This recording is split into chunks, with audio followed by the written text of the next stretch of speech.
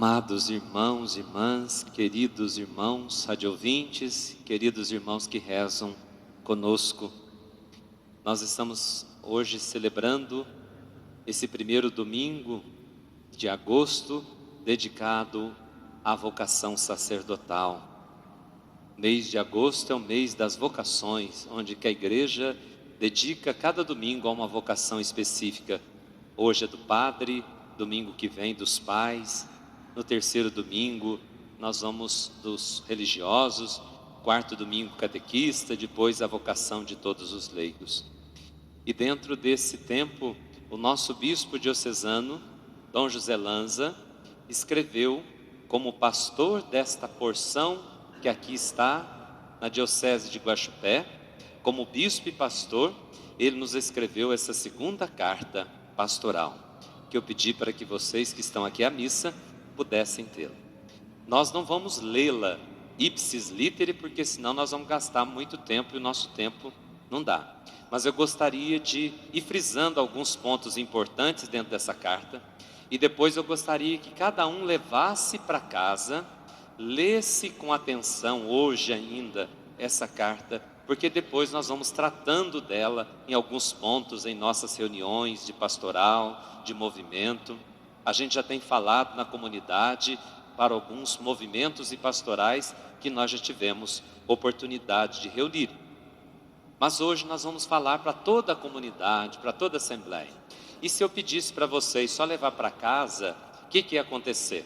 Nós vamos só dar uma olhadinha, como a gente sempre faz, dá uma olhada, põe na gaveta e depois esquece. Porque a gente não é muitos, não todos, mas tem muita gente que às vezes não tem muito hábito de uma leitura. Então quando olha assim, 2, 3 páginas, se não tiver figura, a gente já desanima logo de lê-lo, não é? Então, portanto, eu gostaria que vocês abrissem aí na primeira página 3 aí, dos seus livrinhos. Todos nós vamos acompanhando. Aqueles que estão em casa também vão acompanhando aí aquilo que nós estamos querendo dizer. Então, o nosso bispo sempre escreve uma carta pastoral quando ele vê que há necessidade dentro da diocese, porque está acontecendo alguns desvios na fé. Então o bispo, como pastor, ele orienta a sua grei, orienta as suas ovelhas, para que elas não se percam no caminho. E nós estamos vendo hoje, nesses tempos, tantas coisas têm surgindo, não é? Tantas ideias, ideologias que têm surgido. Então é preciso que a gente tenha uma orientação para viver segundo a Igreja Católica Apostólica Romana. E aí começa: ide pelo mundo inteiro e anunciai o Evangelho a toda criatura, a boa nova a toda criatura. E aqui eu não vou lendo, vocês vão acompanhando aí. Nós vamos ler só o objetivo da carta. Através dessa breve carta pastoral, quero orientar e esclarecer a respeito de alguns fatos, pregações, atitudes, eventos e até mesmo algumas celebrações eucarísticas que fogem por completo do ensinamento, da disciplina e da liturgia da nossa igreja. Vocês sabem que a Igreja Católica Apostólica Romana, ela tem um jeito de pregar, ela tem um jeito de celebrar, ela tem um jeito de ensinar. Por isso que faz de nós podemos dizer, eu sou católico por causa disso. Porque senão você entra numa igreja católica, você não sabe se está entrando numa igreja católica ou numa igreja evangélica. Parece que não está tendo muita diferença. Então nós católicos, apostólicos, romanos, nós temos um jeito de rezar. Tanto que a pessoa diz, vocês têm um jeitão católico de ser. Nós temos nosso jeitão de rezar. Nós temos nosso jeitão de ser. Nós temos um jeitão nosso de celebrar a nossa missa e de fazer as coisas católicas. Isso é importante, a gente não perder essa nossa identidade. Nós temos a nossa identidade. E parece que senão os jovens, os mais velhos vão correndo atrás de novidadismos e vamos perdendo o que significa ser católico. Então o bispo está nos dando uma orientação. A partir dele, não. Por isso que o nosso bispo está fundamentado no catecismo da Igreja Católica, nas Sagradas Escrituras e nos documentos oficiais da igreja. Não é ele que está falando por ele mesmo, ele está falando em nome da igreja. o que a igreja diz, não é o que o Dom Lanza está dizendo, é o que a igreja está nos dizendo através do nosso bispo, aquilo que a nossa mãe está nos ensinando nesse momento. E aqui ele coloca depois a igreja, né? Qual que é a missão da igreja? A igreja continua a sua ação evangelizadora de Jesus. Ide pelo mundo inteiro e anunciai a boa nova a toda criatura. A igreja preserva com grande cuidado essa pregação de fé que recebeu, como se habitasse uma só casa. Por isso, nesses 2015 anos de igreja, a igreja católica ela tem um rumo. A igreja católica não caminha sem rumo, não.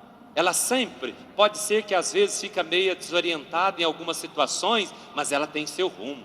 Por isso, aquele que permanece na igreja, tem sempre uma palavra orientadora, para nos orientar, para ela nos guiar, como ovelhas desse grande redil do Senhor. Por isso, a igreja do Brasil participa do cuidado pela pregação e pelo testemunho. E ela deseja responder à pergunta do Papa Francisco. Hoje é cada vez mais urgente nos perguntarmos: o que Deus pede de nós? O Papa Francisco nos questionou, os bispos, dizendo: o que Deus está pedindo de nós nesses novos tempos? Então é importante a gente se orientar. O que Deus está pedindo de nós? Um testemunho de comunhão, de eclesialidade, para que a gente viva a igreja, seja a igreja, e não largue de forma nenhuma daquilo que é o essencial da nossa vida e da nossa fé. Virando aí a página 4, depois vocês vão ler em casa, viu? Vocês vão prometer que vão ler em casa, tá? Porque depois nós vamos tratando de cada ponto desse, nas pastorais, os movimentos, nós vamos voltar. Qual que é as marcas do nosso tempo? Hoje nós vivemos, uma transformação profunda, que nos diz assim: não se trata apenas de uma época de mudança, mas uma mudança de época. Nós estamos numa mudança de época, não é uma época de mudança. E o que significa isso, mudança de época? Nós estamos mudando os valores, a sociedade está em crise na família, em crise pessoal, em crise nas instituições, todas as instituições estão em crise. Isso é marca do nosso tempo. Por quê? Porque nós estamos buscando novos paradigmas, novos valores, e a igreja está no tempo, então ela sofre também as crises do tempo, porque ela está no tempo. Então nós não podemos fugir dele. Agora, a igreja quer oferecer para essa mudança de época, não perder aquilo que é o essencial, a nossa identidade. Então nós precisamos novos métodos, uma nova linguagem, uma nova postura, um novo jeito de anunciar o evangelho, uma nova forma de ser igreja. Então nós precisamos mudar as nossas concepções para que nós possamos hoje falar, não a linguagem do mundo, mas fazer uma linguagem com que as pessoas hoje dentro da sociedade entendam o que nós estamos querendo dizer com a nossa fé. E o bispo aqui, junto com a CNBB, ele nos orienta. Quais são as marcas?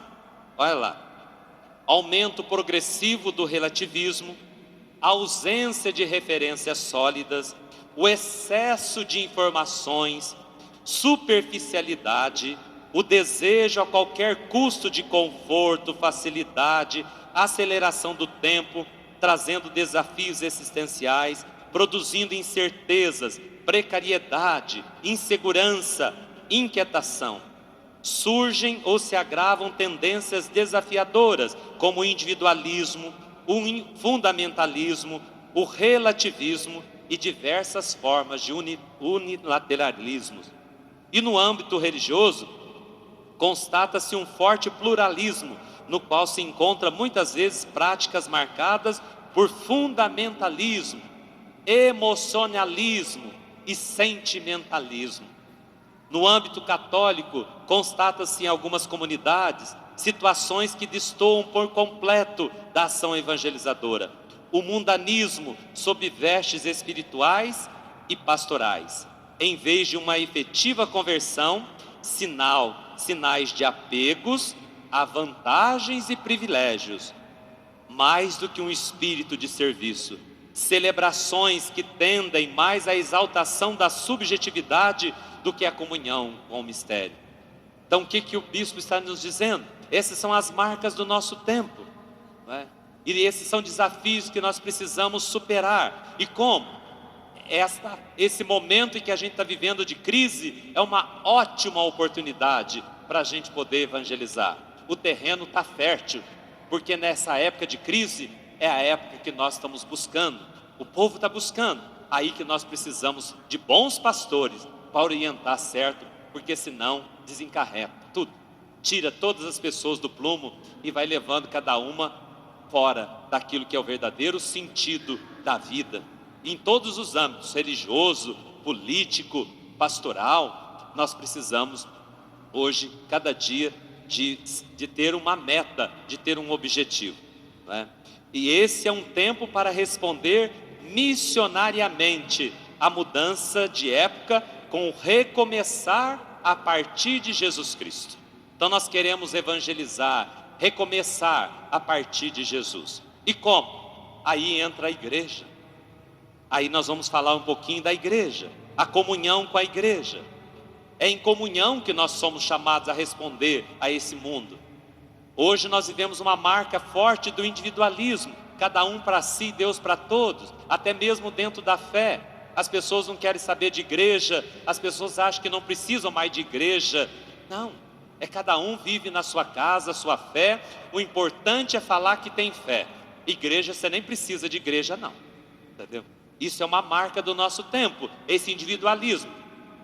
Mas Cristo não fundou a igreja e não colocou na mão dos apóstolos para que ela pudesse viver cada um individualmente. Nós vivemos em comunhão, em comunidade. Por isso ele deixou Pedro, com Pedro, os apóstolos. Pedro se tornou aquele que vai coordenar os irmãos na caridade, junto com os demais apóstolos. Por isso a igreja católica, apostólica, romana, ela tem como cabeça o Papa. Nós temos os bispos legítimos, os padres, o povo de Deus. Todos nós, que a teologia do Vaticano II diz, o povo de Deus. E o padre, o bispo, está a serviço desse povo de Deus. E nós formamos essa grande igreja de Deus. Mas parece que hoje há uma negação de tudo quanto é autoridade. Parece que hoje a gente não quer mais saber de autoridade, né? As pessoas não querem saber mais de nenhuma autoridade. Por isso não respeita a autoridade do pai, não respeita a autoridade do bispo, não aceita aqueles que têm autoridade. Parece que nós temos hoje uma ojeriza quando fala de autoridade para nós. Parece que a gente tem um medo de autoridade. Na verdade, nós precisamos resgatar o sentido, não do autoritarismo, mas o que significa autoridade. Nós precisamos de autoridade. O pai é uma autoridade, a mãe é uma autoridade, o padre é uma autoridade, o bispo é uma autoridade, o prefeito é uma autoridade. Nós precisamos aprender a respeitar as autoridades. O professor na sala de aula é uma autoridade, uma grande autoridade. E parece que hoje ninguém respeita mais nada e mais ninguém. Parece que é o Deus nos dará, né? Então nós precisamos, e na igreja católica nós temos uma hierarquia, irmãos. Esse é o jeito católico nosso de ser. A igreja católica é hierárquica, ela tem a sua hierarquia. E aonde que está o fundamento dela? Em Cristo Jesus. Jesus é a cabeça, e por isso ele deixou Pedro, deixou os apóstolos. Nós precisamos aprender a respeitar essa hierarquia da igreja. Por isso que faz com que nós sejamos católicos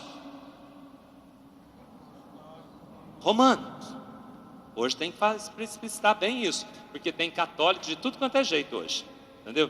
Tem católico, várias pessoas fundando a igreja católica independente, igreja católica brasileira, igreja católica não sei das quantas, hoje você tem que especificar. Nós somos da igreja de Jesus, e a igreja de Jesus, a nossa fé se chama católica romana. Isso é a tua fé, que você foi batizado. E a gente não pode se enganar hoje não, porque senão a gente, como diz o ditado, come gato por lebre, meu filho. Porque tem muita gente hoje falando aí em nome de igreja, entendeu? e desvirtuando a cabeça do povo, confundindo a cabeça do povo. Então nós precisamos estar bem consciente da nossa fé, para a gente não saber, né? E o padre, um padre, vocês sabem que na Igreja Católica é o bispo e o padre. Tem o Papa, o bispo e os padres, e são colaboradores do bispo. Nenhum padre pode ser padre sem o bispo. Não se esqueça, na Igreja Católica a autoridade máxima é o bispo. O bispo é a autoridade máxima na Igreja Católica Apostólica Romana.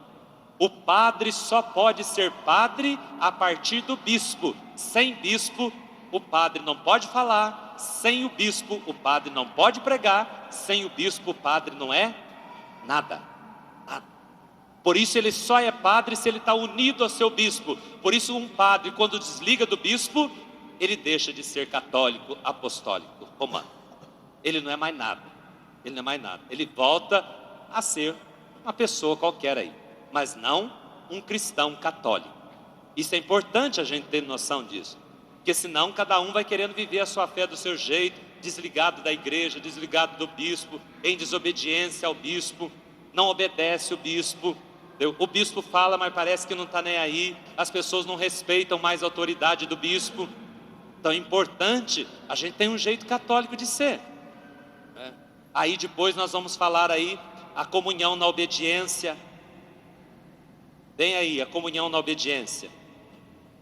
Olha o que diz: feito membro da igreja, o batizado não pertence mais a si mesmo, mas àquele que morreu e ressuscitou por nós. Então ele é chamado a submeter-se aos outros, a servi-los na comunhão da igreja e ser obediente e dócil aos chefes da igreja e a considerá-los com respeito e afeição. Os presbíteros, os casos padres, só podem exercer seu ministério na dependência do bispo e em comunhão com ele. O padre só pode exercer seu ministério se ele está em comunhão com o bispo. Senão, ele não é mais padre. Não serve para ser mais padre e não é mais padre. É só com o bispo, porque ele é um colaborador do bispo. E o que é a obediência? Olha lá, no segundo parágrafo. A desobediência conduz ao erro e ao desvio da fé. Quem desobedece, a pessoa que vai em outro caminho, quer fazer seu caminho sozinho, ele leva as pessoas ao erro. Conduz a pessoa ao erro, né? E ao desvio da fé. Por isso o fundamento da obediência deve ser o amor a Cristo e a sua palavra. Esse é o fundamento. Por que a gente obedece? Não é uma obediência cega, é uma obediência que é dialogada, uma obediência no diálogo, no amor, que é fundamento da nossa obediência. Por isso que o padre, quando vai ordenar, vocês já viram? A ordenação? Ele chega diante do bispo, com as mãos, põe a mão no meio das mãos do bispo e o bispo diz: prometes respeito e obediência a mim e aos meus sucessores? O padre diz sim, e ele responde: Deus que te inspirou esse bom propósito, te conduza sempre mais à perfeição. Aí depois, na hora que o bispo quer tirar o padre da paróquia, o povo revolta contra o bispo e revolta contra o padre. Entendeu? Está errado. Ele fez um voto de obediência. Entendeu? Fez um voto de obediência. O padre está ali para obedecer. E o povo tem que obedecer. Ah, mas eu não gosto. Tudo bem, obedecer tem hora que é duro mesmo, é amargo. Mas, por amor e obediência, a gente tem que obedecer. Tem que aprender a obedecer. E só obedece quem é livre. Quem é livre. Só quem é livre pode obedecer. Por isso é importante o nosso sentido. E a nossa comunhão com o bispo, nossa comunhão entre irmãos, não é? E aqui depois fala para os desafios das seitas, dos novos cultos que estão surgindo aí hoje no número 7, não é? Que exige de nós uma catequese amadurecida, para que a gente possa enfrentar hoje as novas seitas, os cultos que estão surgindo, nós possamos assim enfrentar com uma catequese. Por isso nós precisamos formar o povo, orientar nosso povo, que o povo às vezes é meio perdido e falta uma catequese mais amadurecida, conhecimento da igreja, conhecimento da palavra, conhecimento do evangelho, conhecimento do que é a nossa igreja e a nossa fé católica, apostólica, romana. E o respeito às normas litúrgicas, né? Vocês sabem que o padre não pode mudar, ninguém tem autoridade para mudar nada na missa, nada. A missa é missa. Missa não é show, missa não é espetáculo, missa não é exaltação da pessoa do padre, missa é a celebração do mistério. Por isso missa é missa. E parece que a missa hoje virou mais uma exaltação da própria pessoa do padre do que o mistério da fé. Entendeu? Por isso na missa às vezes a gente vai impondo tanta coisa dentro da missa, que tira o sentido do que é a missa. Então nós precisamos resgatar o sentido da missa. Missa é missa, é missa. A gente vem para vir na missa e não um espetáculo. Espetáculo você vai no teatro, mas não, a missa não é um teatro. A missa é celebração maior da nossa vida e da nossa fé.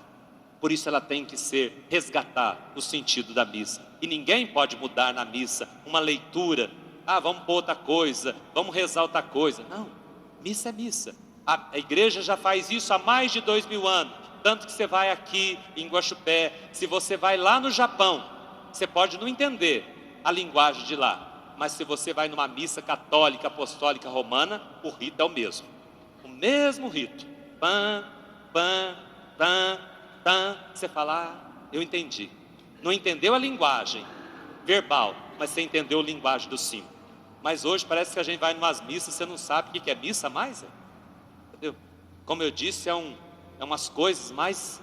O padre parece que virou mais um apresentador de auditório do que um padre, entendeu? Então é preciso a gente resgatar o sentido da missa, a beleza da missa, o que é a missa de verdade. Finalizando, que não vai dar para a gente tudo, eu gostaria, se na nossa realidade, vocês fossem aí no número 5, tem aí, nossa realidade, e depois tem alguns números aí na página 7, tem 1, né? O 2, 3, 4 e 5, que diz assim: quanto aos ritos de exorcismos, o chamado exorcismo solene, ensina o catecismo da Igreja Católica. Só pode ser praticado por um sacerdote com a permissão do bispo. Que a gente está vendo muita gente expulsando demônio, não sei da quanta, demônio não sei da quanta, e vai lá, que lá o padre, aquela pessoa está expulsando demônio, que é mais doença psíquica do que demônio. Entendeu? Então tenha muito cuidado. Nele é necessário proceder com prudência, observando estritamente as regras estabelecidas pela igreja. Há de ter toda a prudência, pois bem diferente da presença de alguma influência maligna, é o caso de doenças, sobretudo psíquicas, cujo tratamento depende muito mais da ciência médica. E tem muita gente, vai lá que está com demônio, eu acho que está com demônio. Demônio às vezes é isso aqui, entendeu? Não é que não exista. A igreja não nega a existência do mal. Existe o mal, mas não é que nem estão falando por aí não, entendeu? Não é que nem você liga a TV lá, está aquele show de demônio. Parece que se tirar o demônio, não tem mais igreja, entendeu? Portanto a gente tem que tomar muito cuidado. E tem alguns padres também entrando nessa aí, entendeu? Padre, exorcista. Peraí, um padre, para falar que ele é exorcista, o bispo precisa dar um documento autorizando o padre para fazer exorcismo. Senão nenhum padre pode fazer exorcismo. Se faz, está errado. E hoje parece que até na TV a gente vê, né? Padre fazendo exorcismo, vai oração não sei das quantas, é oração não sei das quantas. Cuidado, gente, cuidado, porque senão desvia a gente, entendeu? Às vezes o demônio é muito mais distúrbio psíquico e afetivo do que de fato ação demoníaca, que às vezes precisa muito mais de um tratamento psiquiátrico, psicológico, do que uma oração, entendeu? Não que não precise, nós precisamos muito rezar um para o outro, mas com prudência e discernimento, porque senão a gente estraga as coisas mais bonitas e desviando elas do sentido. Então gostaria, nosso tempo é curto, mas gostaria que vocês lessem essa carta com muito carinho em casa, que vocês lessem, que vocês divulgassem, que vocês lessem em casa, lessem em família, e se não entendesse, perguntasse para a gente: padre, o que é isso? O que está querendo dizer? Para que junto a gente possa formar uma igreja verdadeira e uma igreja que dá testemunho de Jesus, aqui, lá fora, dentro de casa e para as outras pessoas, que nós somos católicos, apostólicos, romanos. Nós temos um jeito de amar, um jeito de servir e um jeito de ajudar e de fazer a nossa fé acontecer. Tá bom? Que Deus nos ajude e que Nossa Senhora nos oriente. Assim seja. Amém.